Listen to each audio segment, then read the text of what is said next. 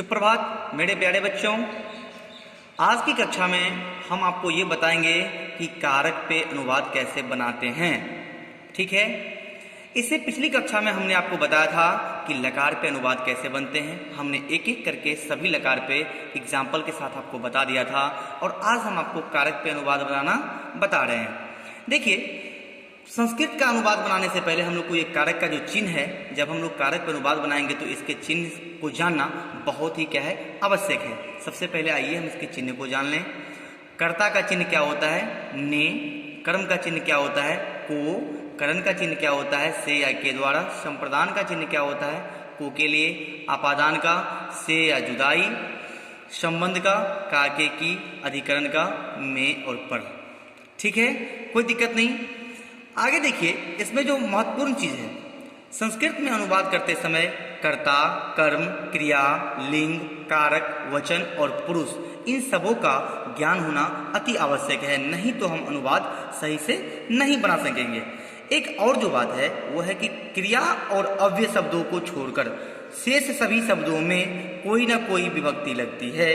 इसके लिए हमें कारक के चिन्हों को जानना पड़ता है, जो कि हमने आपको बता दिया है ऊपर में।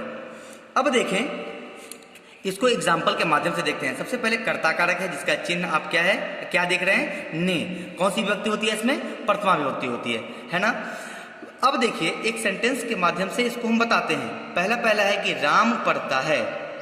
अब हम यहाँ पे देख रहे हैं राम को जो देख रहे हैं, तो ये कौन सा पुरुष कौन सा वचन है, सबसे पहले वो समझना पड़ता है। तो राम देखेंगे, ये क्या है, प्रथम पुरुष और एक वचन। तो प्रथम पुरुष एक वचन। सबसे पहले एक चीज और देखें कि ये क्या है, राम पढ़ता है, तो यहाँ पे पढ़ने वाला कौन है, राम। मतलब काम करने वाला तो राम ही है ना। और हम लोग वही पढ़ते हैं कि कर्ता कारक में कौन सी विभक्ति होती है, प्रथमा विभक्ति होती है। मतलब पढ़ने का काम जो कर रहा है वो कौन, राम कर रहा है, तो इसमें कौन सी विभक्ति हो जाएगी, प्रथमा विभक्ति। यहाँ पे देखें, राम का अपना सद्रूप चलता है, रामो रामो रामा, है ना। तो ये एक वचन में है राम, इसलिए हम लोग यहाँ पे क्या दिए, राम। और पठ धातु है, तो ये क्या है, उत्तम पुरुष एक वचन, प्रथम पुरुष एक वचन। और प्रथम पुरुष एक वचन में हम लोग सूत्र क्या लगाते हैं, ती, इसलिए यहाँ पे क्या लगा दिए हम, पठती। आगे देखें, यहाँ पे क्या है, तुम लिखते हो। तो यहाँ पे तुम लिखते हो को देखते हैं, तो तुम को जाना हमने किसके रूप में, मध्यम पुरुष एक वचन के रूप में। अब मध्यम पुरुष एक वचन के रूप में हमने अगर यहाँ जाना, तो हम आगे भी क्या लगाएंगे, मध्यम पुरुष एक वचन ही, क्योंकि हमने पढ़ा है कि कर्ता जिस पुरुष और वचन में हो, मुझे क्रिया को उसी पुरुष और उसी वचन में डालना है। ठीक है, तो तुम के लिए संस्कृत क्या बनते हैं, त्वम। और लिख धातु है, इसमें त्वम के साथ क्या लगता है, सी लगता है, क्योंकि ये मध्यम पुरुष एक वचन का है। क्लियर, कोई दिक्कत की बात नहीं। अगला आइए देखते हैं, यहाँ पे क्या है, मैं हंसता हूं। अब मैं को जाना हमने किसके रूप में, उत्तम पुरुष एक वचन के रूप में। अब उत्तम पुरुष एक वचन के रूप में मेरा ये है, तो आगे मेरा क्रिया भी क्या होगा, उत्तम पुरुष एक वचन ही होगा, है ना। इसलिए यहाँ पे हंसना का क्या होता है, हंस। और इसमें क्या लगा दिया, अहम के साथ आमी लगा दिया हमने, पूरे का पूरे क्या बन गया, अहम हसामी। कोई दिक्कत नहीं। अब जो मुख्य रूप से चिन्ह की बात है, अब हम यहाँ से देखेंगे। देखिए, कर्म कारक है, कर्म कारक में कौन सी विभक्ति होती है, द्वितीय विभक्ति। ठीक है, इसका चिन्ह क्या होता है, को। अब देखिए एक सेंटेंस के माध्यम से, वह तुमको पीटता है।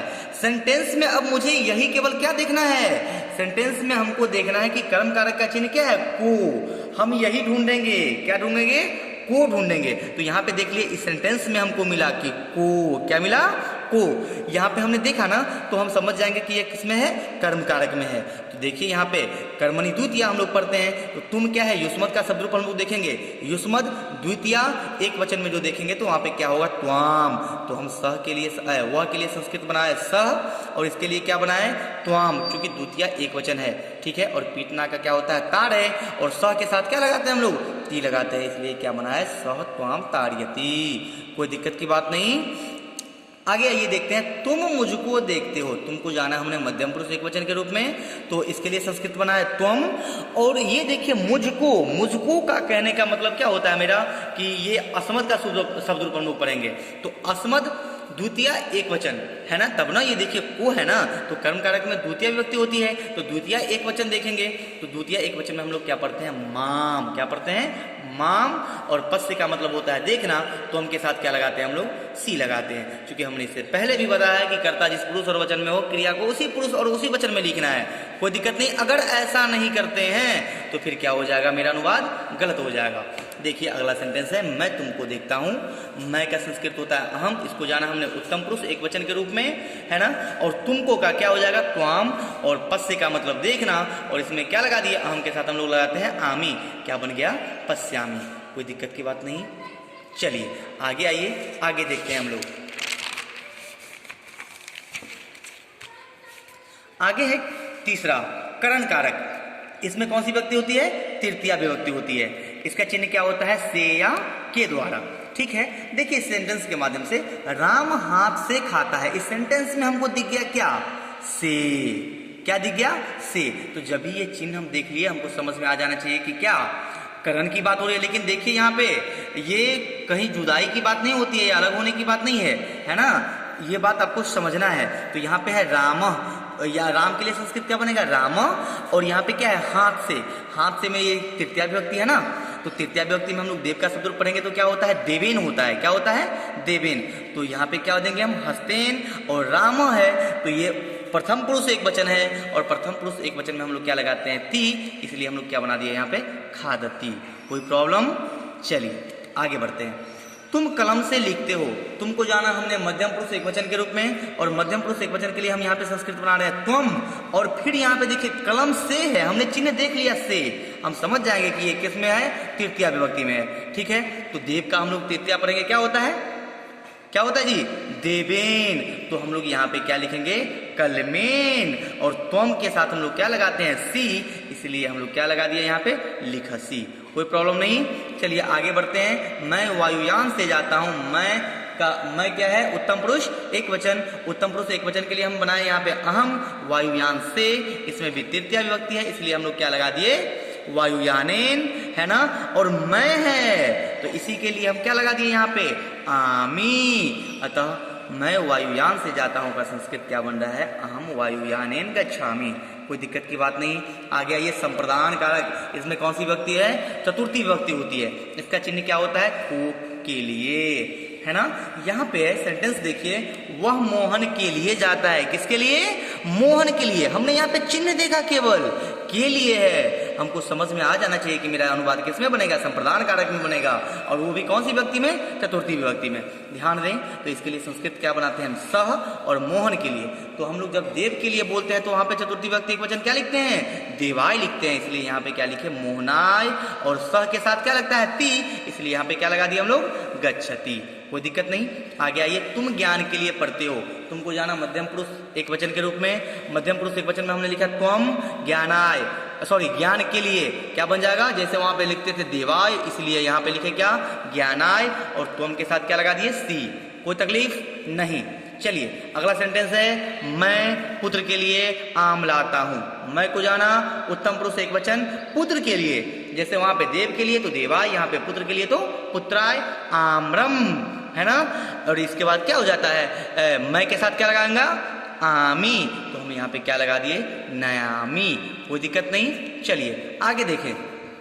अगला है आपका अपादान कारक, पंचमी विभक्ति। मतलब क्या? अपादान कारक में पंचमी विभक्ति होती है। इसका चिन्ह क्या है? से या जुदाई। इसमें अलग होने की बात होती है। कोई भी चीज इसमें क्या हो जाएगा? अलग होगा। जैसे देखिए एक सेंटेंस यहाँ पे है क्या? वह गांव से आता है ना। वह गांव से आता है तो इसके लिए क्या बन गया? वह के लिए सह। और गांव से आता है मतलब क्या? गांव से अलग हो रहा है। क्या हो रहा है? वो अलग होके आ रहा है। ठीक है, तो जब यहाँ पे अलग होने की बात होगी तो हम लोग क्या पढ़ेंगे? किसमें पढ़ेंगे? अपादान कारक में बनाएंगे उसको। तो जैसे देखिए देव का पंचमी विभक्ति हम लोग क्या बनाते थे? देवात बनाते थे। यहाँ पे क्या बनाएंगे हम? ग्रामात। और आता है का संस्कृत क्या बनाएंगे? आगच्छति। क्योंकि यहाँ पे स है ना, इसलिए यहाँ पे क्या लगा दिए? ती। इसमें देखिएगा आप आ उपसर्ग लगा हुआ है, कोई दिक्कत की बात नहीं। चलिए आगे आइए। देखिए यहाँ पे तुम विद्यालय से आते हो, तो यहाँ पे हम क्या लिख लिए? तुम विद्यालय से आते हो, मतलब अलग होने की बात है। तो यहाँ पे भी पंचमी विभक्ति विद्यालयात। और आगच्छसि, सी क्यों लगा पता है ना? क्योंकि यहाँ पे त्वम है, इसलिए ये मेरा जिस तरह से है उसी तरह से ये भी होगा। मतलब कहने का कि कर्ता जिस पुरुष और वचन में हो, क्रिया को भी उसी पुरुष और वचन में डालना है। ओके ना। अगला है मैं घर से आता हूँ। तो यहाँ पे मैं के लिए अहम, घर से आता हूँ मतलब अलग हो के ना। तो यहाँ पे पंचमी विभक्ति गृहात आगच्छामि। क्यों? क्योंकि यहाँ पे अहम है, इसके साथ आमी लगाते हैं। कोई दिक्कत नहीं। अब है संबंध कारक। षष्ठी विभक्ति, का के की, इसका क्या होता है चिन्ह, संबंध की बात होती है। मतलब हम लोग जानते हैं ना आपसी संबंध क्या होता है, जैसे कहता है कि वह मोहन का भाई है, तो मोहन का भाई है मतलब वो भी संबंध की बात हो रही है, तो वह के लिए हमने संस्कृत बनाया सह मोहन का भाई। तो मोहन का हम ये चिन्ह देखिए, हमको संबंध में आ जाना चाहिए कि अनुवाद किसमें बनाएंगे हम, संबंध में। तो संबंध कारक षष्ठी विभक्ति में देव का शब्द रूप क्या होता है, देवस्य होता है, इसलिए यहाँ पे हमने क्या लिखा, मोहनस्य। भाई का क्या होगा, भ्राता, और ये स के साथ क्या लगाएंगे हम, अस्थि लगाएंगे, कोई दिक्कत नहीं। और अगला है अधिकरण कारक। क्या है, अधिकरण कारक विभक्ति इसमें कौन सी होगी, सप्तमी विभक्ति, इसका चिन्ह क्या होता है, में और पर। ध्यान दें सेंटेंस के माध्यम से कि वह विद्यालय में पढ़ता है, तो वह क्या प्रथम पुरुष एक वचन, संस्कृत क्या बनेगा, सह। अब विद्यालय में पढ़ता है, किसमें पढ़ता है, विद्यालय में। तो विद्यालय में जो देखते हैं तो इसके लिए हम लोग क्या देख रहे हैं कि देखिए देव का जो सप्तमी विभक्ति पढ़ते हैं तो उसमें क्या होता है, देवे, इसलिए यहाँ पे हमने क्या दिया, विद्यालय, और सह के साथ क्या लगाएंगे, ती, इसलिए यहाँ पे क्या दिया हम, पठती, मतलब वह विद्यालय में पढ़ता है। चलिए आज यहाँ तक भी हमने क्या कर लिया, खत्म कर लिया। अगर इसमें पूरे कारक चिन्ह पे जो हमने अनुवाद बताया है, इसमें अगर आप लोग को कहीं से भी कोई प्रॉब्लम हो तो वो बच्चे मेरे कमेंट सेक्शन में लिख देंगे, हम उन्हें क्या करेंगे, पूरे फिर आगे वीडियो बता के क्लियर कर देंगे। ओके, बहुत बहुत धन्यवाद आप लोग का।